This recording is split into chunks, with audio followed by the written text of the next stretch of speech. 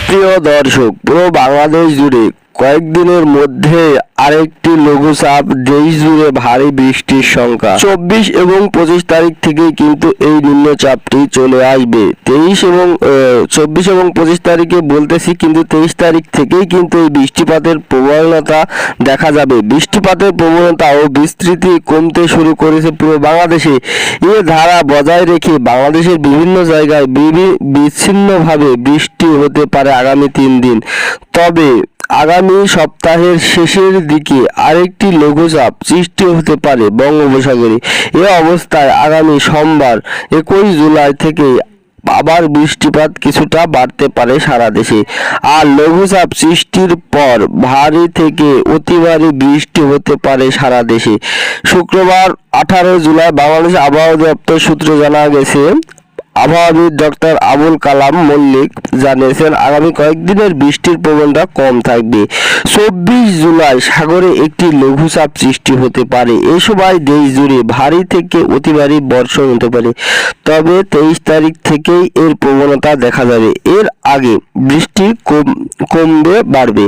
তবে আগামী 3 দিন বৃষ্টিপাতের পরিমাণ কম থাকবে।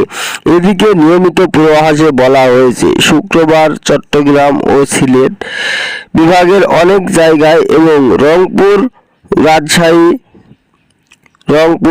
ময়মনসিংহ, ঢাকা, খুলনা ও বরিশাল বিভাগের কিছু কিছু জায়গায় স্থায়ীভাবে দমকা হাওয়া সহ হালকা থেকে মাঝারি ধরনের বৃষ্টি অথবা বজ্রসহ বৃষ্টি হতে পারে।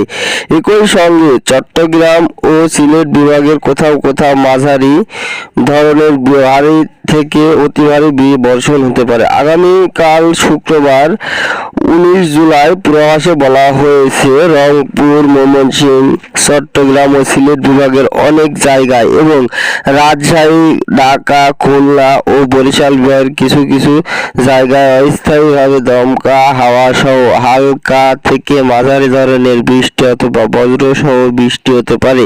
একই সঙ্গে রংপুর, ময়মনসিংহ, চট্টগ্রাম ও সিলেট বিভাগের কোথাও কোথাও মাঝারি ধরনের ভারী থেকে ভারী বর্ষণ হতে পারে। এই সময় সারা দেশে দিনের তাপমাত্রা সামান্য বাড়তে পারে এবং রাতের তাপমাত্রা প্রায় অপরিবর্তন থাকতে পারে।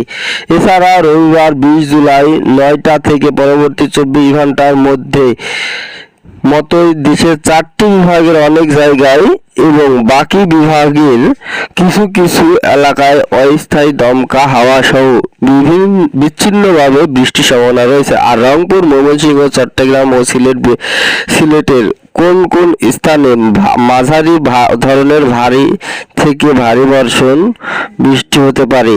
দিন ও রাতের তাপমাত্রা সামান্য কমতে পারে।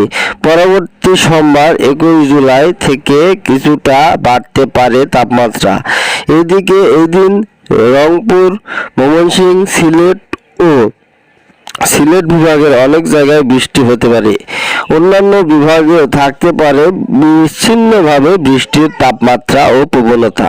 তো এইরকম নতুন নতুন ভিডিও আমাদের চ্যানেলে অবশ্যই দেওয়া থাকবে। আপনারা অবশ্যই দয়া করে চ্যানেলটি সাবস্ক্রাইব করে পাশেই থাকবেন। ধন্যবাদ সবাইকে।